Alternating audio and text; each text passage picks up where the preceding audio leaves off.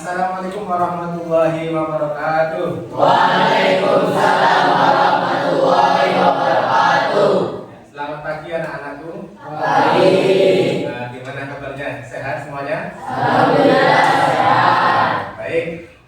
Sebelum nanti Pak Guru memulai pelajaran, kita berdoa terlebih dahulu untuk mengawali kegiatan pembelajaran kita. Berdoa mulai. Bismillahirrahmanirrahim. Raditu billahi rabba wa bil islami dina wa bi Muhammadin nabiyya wa rasulah. Rabbi zidni ilma warzuqni fahma. Amin ya rabbal alamin. Baik, alhamdulillah tadi kita sudah berdoa. Sebelumnya coba Pak Guru absen terlebih dahulu. Tapi Pak Guru tanya, hari ini ada yang hadir nggak? Ada yang nggak hadir? Hadir semua ya? Oke, berarti semuanya berangkat. Nah, baik, kalau sudah Pak Guru awali ya pembelajaran pada hari ini ya. Nanti hari ini kita akan belajar tentang sholat fardu, melanjutkan materi minggu kemarin. Coba masih ingat nggak? Minggu kemarin kita itu habis belajar materi apa? Ya, tentang toharoh. Ada yang masih ingat toharoh itu artinya apa? Bersuci. Artinya adalah bersuci. Nah, dari materi minggu lalu ya tentang toharoh, bersuci. Nah, kita melanjutkan materi selanjutnya yaitu tentang sholat fardu. Ya, sholat fardu itu adalah sholat wajib ya yang kita laksanakan satu hari berapa waktu? 5 waktu. Nah, baik, kalian bisa lihat pada layar monitor di depan ya. Aku akan bahas tentang sholat fardu. Nah, di sini pengertian daripada sholat fardu ya. Apa itu sholat fardu ya? Coba biar teman-teman yang lain bisa mendengarkan dengan sesama. Mas, dibaca. Apa itu sholat fardu? Yang keras. Salat fardu adalah salat wajib 5 kali sehari sebagai perintah langsung dari Allah kepada umat muslim. Ya, betul. Jadi yang namanya sholat fardu itu adalah sholat wajib yang dilaksanakan oleh setiap umat muslim sebanyak 5 waktu. Apa saja? Kita mulai dari subuh, coba dulukan. Subuh, terus zuhur, asar, maghrib, isya. Oke. Kita lanjutkan slide berikutnya. Nah, ini adalah tadi yang kita sebutkan jenis-jenis sholat fardu ya. Dimulai dari sholat subuh. Sholat subuh berapa rakaat? 2. Kalau zuhur? 4. Kalau asar? 4. Kalau maghrib? 3. Kalau isya? 4. Ya. Jadi itu jumlah tiap-tiap daripada rakaat dalam sholatnya. Nah, kemudian ketika kita melaksanakan sholat fardu, kamu harus memenuhi nih syarat wajib sholat. Yang pertama dibaca bersama-sama adalah Islam. Ya, selain daripada orang Islam, berarti tidak menjadi syarat wajib orang tersebut melaksanakan sholat. Ya, jadi tidak sah sholatnya ketika orang selain orang Islam. Yang kedua apa? Berakal sehat alias tidak gila ya. Jadi kalau ada, walaupun dia itu dulu orang Islam ya, orang Islam, orang alim, kemudian dia itu terkena istilahnya sakit gila ya, gila akal, maka orang tersebut tidak bisa memenuhi syarat wajib sholat. Yang ketiga apa? Balik ya. Coba kalau balik itu biasanya kalau laki-laki usia berapa? Antara berapa? 17, 14, ada yang 13. Kalau putri biasanya patokannya berapa? Kira antara 11, 12 ya. Itu biasanya untuk anak putri ya. Jadi balik ya. Kalau anak kecil itu berarti tidak wajib ya. Anak kecil apalagi yang misalkan dari hitam gitu ya. Atau kalau anak perempuan yang belum pernah haid ya, ataupun usianya masih di bawah 9 tahun ya. Maka itu termasuk belum balik ya, belum wajib untuk sholat. Nah, berikutnya ada syarat sah sholat ya. Syarat sah sholat atau ini menjadi sebagai patokan dinyatakan sah apa tidaknya sholat kalian itu di sini ya. Yang pertama itu apa dulu? Suci dari hadas dan najis. Ya, suci dari hadas dan najis. Minggu kemarin kita sudah belajar tentang tohara, itu salah satunya adalah untuk mensucikan diri dari hadas dan najis. Yang kedua apa? Ya, menutup aurat. Kalau laki-laki auratnya batasnya adalah dari pusat sampai lutut ya. Kalau perempuan ya, aurat ketika sholat itu adalah seluruh anggota badan kecuali wajah ya, atau muka dan telapak tangan. Nah itu harus tertutup semua. Yang ketiga apa? Masuk waktu sholat ya, waktu zuhur ya, sholat zuhur jangan dibolak-balik. Atau misalkan kamu sholat zuhur jam 10 atau jam sekarang itu tidak sah ya, karena belum masuk waktu zuhur. Yang keempat apa? Menghadap kiblat. Ya, menghadap ke arah kiblat, Baitullah ya, ke Mekah. Nah, setelah tadi syarat sah, masuk ini rukun sholat. Nah, rukun sholat di sini coba kita baca. Yang pertama apa? Niat. Ya, yang pertama adalah niat. Ya, niat itu dibaca ataupun diucapkan dengan lisan, kemudian dihayati ataupun dirasakan di dalam hati. Niat ini dilaksanakan ketika ataupun berbarengan dengan takbiratul ihram. Ya. Yang kedua apa? Ya, lafaz takbiratul ihram itu gimana? Allahu Akbar. Ya, lafaz Allahu Akbar itu nggak boleh dipisah, harus nyambung. Ya, harus fasih. Ya, tidak boleh ada jeda nafas di antaranya. Misalkan Allah kemudian berhenti, ambil nafas, lanjut akbar, itu nggak sah. Jadi lafaz Allah akbar itu berkesinambungan, harus nyambung. Allah akbar satu kali nafas. Yang ketiga apa? Berdiri bagi yang mampu. Kita semua alhamdulillah masih sehat semua. Jadi sholatnya itu wajib berdiri. Ya. Apabila ada yang nggak mampu berdiri, boleh duduk. Kalau duduk pun misalkan sulit, boleh rebahan. Dan boleh apalagi misalkan nggak bisa juga ya, boleh sambil dimiringkan ya. Ataupun sama sekali badan itu total, misalkan kena sakit stroke total semua, badannya nggak bisa digerakkan sama sekali. Ya pakai kedipan mata ya, asalkan pikirannya masih waras ya, pikirannya masih normal. Gitu. Nah, kemudian yang keempat apa? Ya, membaca surat Al-Fatihah. Surat Al-Fatihah itu baik diawali dengan lafaz Bismillahirrahmanirrahim. Jangan hilang, kamu langsung alhamdulillah ya, itu berarti ada yang kelewat. Nah, yang kelima apa? Ruku. Ya, bacaan ruku apa? Coba Subhana rabbiyal azim. Wajib satu kali, dua kalinya adalah sunnah. Yang keenam apa?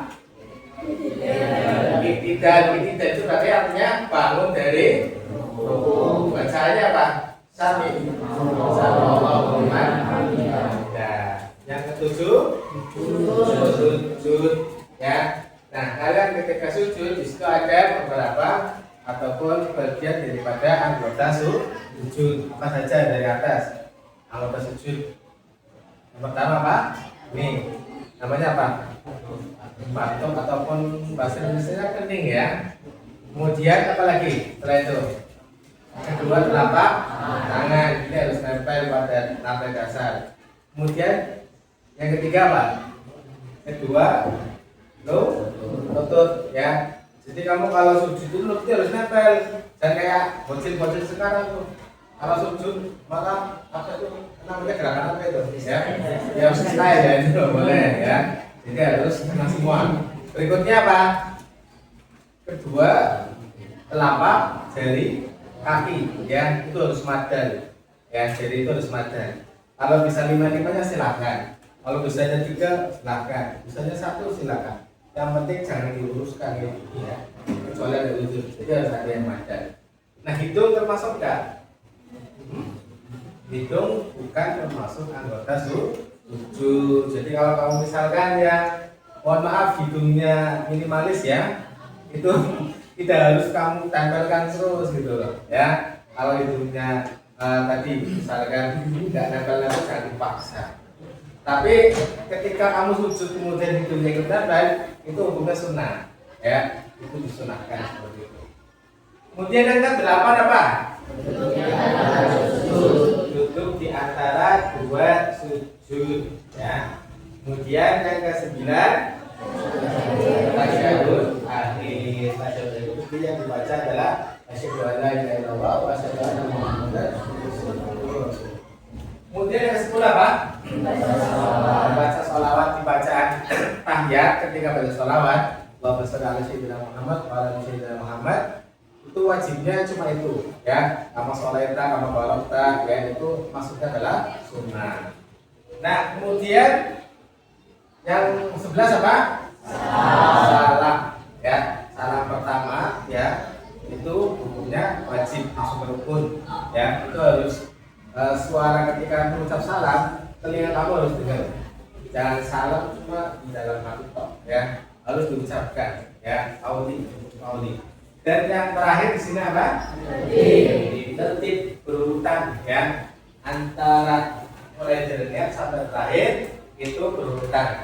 Tambahan satu lagi itu adalah tumak nina ya. Tumak nina itu berarti berhenti sejenak dalam tiap-tiap rukun sholat ya.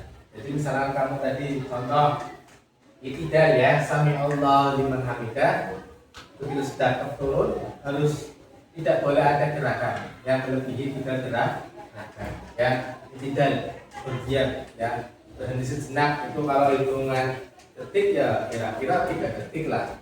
Kamu harus diam tanpa ada gerakan otak yang ada unsur tulangnya ya. Misalkan gelangan ya, siku itu nggak boleh gerakan, leher ya itu juga, kecuali kayak gerakan-gerakan kayak misalkan telinga kamu bergerak, nah itu sudah dihitung.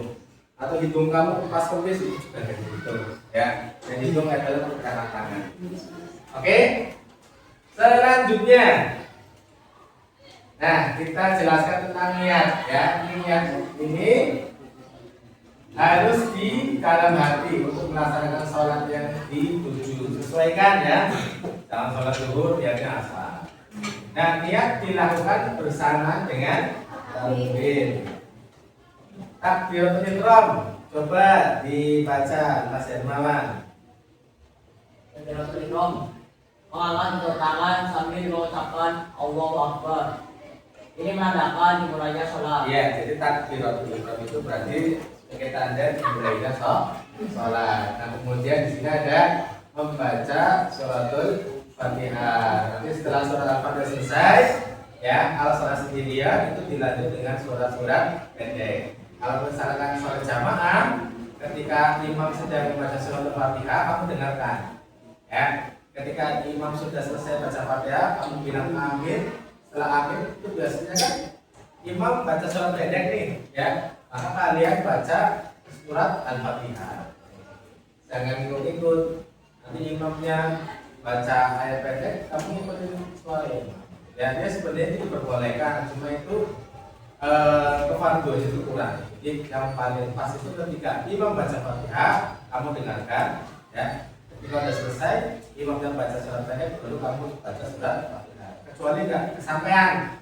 Misalnya ketika sholat puasa atau sholat tarawih ya, biasanya imamnya speednya mantap banget ya.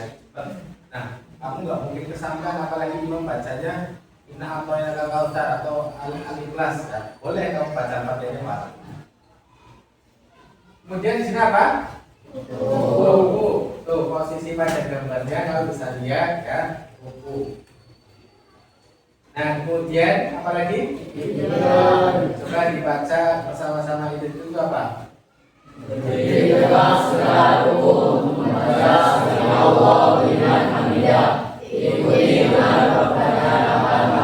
Ya dan seterusnya ya. Kemudian di sini ada sujud ya. Tadi sudah berjelaskan tentang anggota sujud dan sebagainya. Kemudian ini apa? Duduk di antara dua sujud ya. Nah, sini kaki kiri diduduki, kaki kanan tegak, jangan berbalik ya. Yang itu kaki kiri tuh ya. kemudian membaca Rabbil Fili Warhamni dan seterusnya. Nah, kemudian di sini apa?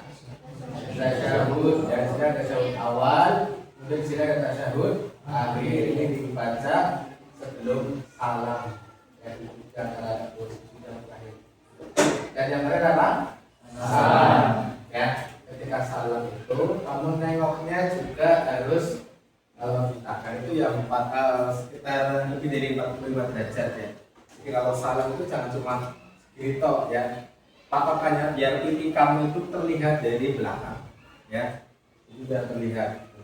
Dan ketika salam, ingat badan itu nggak boleh bergerak ya. Jadi ketika salam, kamu nggak boleh kayak ini, itu gerak. Nah itu dihitung gerakan nanti takutnya bisa memakan sholat, ya. Jadi cukup layarnya saja. Badan pundak ya nggak boleh digerakkan. Oke. Nah baik. Tadi kita sudah baca tentang sholat fardu. Di sini ada studi kasus ya.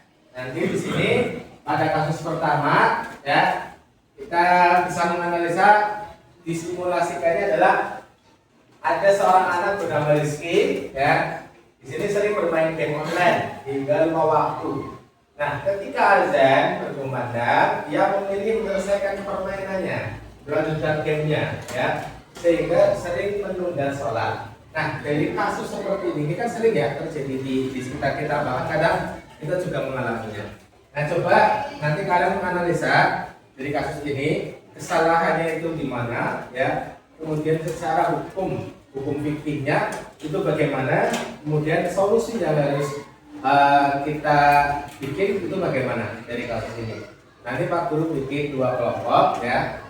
Yang ini barisan ini kelompok putra, nanti kemudian dilanjut kelompok putri ya. Nanti Pak Guru ada di sini ada kasus 2 kasus ya. Ini nanti buat kelompok pertama dan ini kelompok kedua. Nah, pada kasus yang kedua di sini dicontohkan pada saat melaksanakan sholat zuhur, Ahmad lupa apakah dia sedang berada pada rakaat ketiga atau keempat, alias lupa ya, sholat sendirian lupa.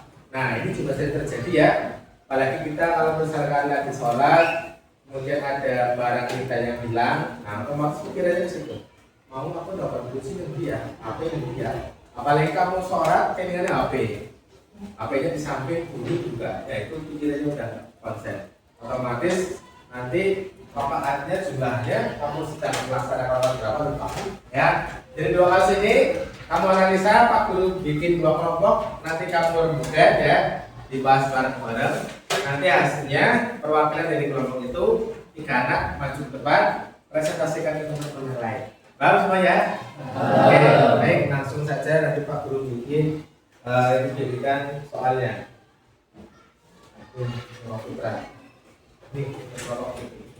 Oke, udah selesai semuanya? Tiap kelompok udah selesai? Oke, sudah ya. Nah, sekarang coba presentasikan ke depan ya, biar teman-teman kalian sudah bisa tahu. Kelompok putra dulu apa putri? Yang siap? Ya, silakan perwakilan dari kelompok putri bisa maju ke depan untuk mempresentasikan. Siapa? Ya, Bapak.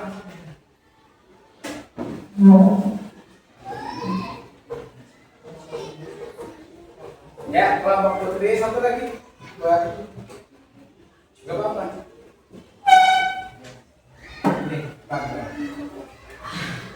Kasusnya adalah saat melaksanakan sholat zuhur, Ahmad lupa apakah ia sedang berada pada rakaat ketiga atau keempat. Coba disampaikan ke teman-teman yang lain mendengarkan. Assalamualaikum warahmatullahi wabarakatuh. Waalaikumsalam warahmatullahi wabarakatuh. Kita akan mempresentasikan hasil diskusi dari kelompok kami. Saat melaksanakan sholat zuhur, akan lupa apakah ia sedang berada pada rakaat ketiga atau keempat. Masalahnya adalah Ahmad takut itu dari 9 rakaat setelah diselesaikan.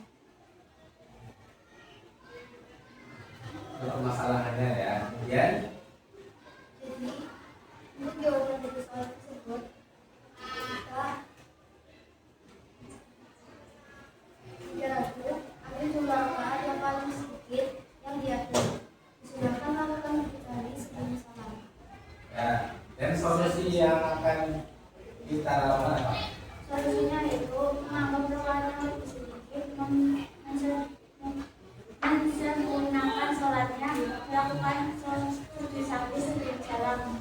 Ya, terima kasih, kita akan kasih aplaus. Ya, jadi terjadi kalau terjadi kasus seperti ini, ya, Pak Guru simpulkan, ya, kalau terjadi kasus seperti ini, kemudian kamu lagi salat lupa, ambil rakaat yang paling sedikit. Misalkan nih, ini rakaat kedua atau ketiga ya, nah kamu ambilnya rakaat kedua, ya, jangan, ya dulu aku beragam, nah itu nggak boleh, ya, ambilnya yang paling sedikit, rakaat kedua, misalkan. Oke, ya, terima kasih Kelompok Putri. Berikutnya Kelompok Putra, silakan bisa lebih depan. 3 orang perwakilan. Ya, kita kasih semangat dulu.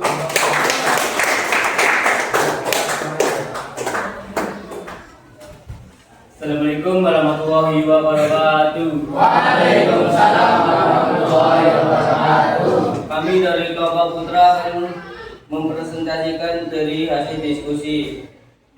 Rizky sering bermain game online, sering lupa waktu ketika azan berkumandang. Ia selalu menyelesaikan permainan terlebih dahulu, sehingga sering menunda sholat. Identifikasi masalahnya, Rizky menunda melaksanakan sholat karena terlalu asik bermain game. Ya. Hukum atau ketentuan fikihnya adalah sholat fardu wajib dilaksanakan tepat waktu. Menunda sholat tanpa alasannya dibenarkan hukumnya berdosa. Untuk solusinya, menghentikan permainan saat azan berkumandang, memasang pengingat waktu sholat, mendahulukan kewajiban sholat dari aktivitas lainnya. Ya, terima kasih. Jadi Pak Guru simpulkan, jadi kalau saya dari tadi ya, kita sedang main game itu kan bukan suatu perkara yang darurat ya, yang penting ya, itu bisa ditinggal, bisa kapan saja. Maka itu wajib ya, ketika lagi game ada sholat azan, waktu sholat harus ditinggal, waktu kondisinya, ya. Kecuali memang ada wudhu, contoh pada waktu sholat itu ya, memang dalam perjalanan yang nggak memungkinkan untuk sholat, jadi kita bisa istilahnya di kodo ataupun di jamak, ya.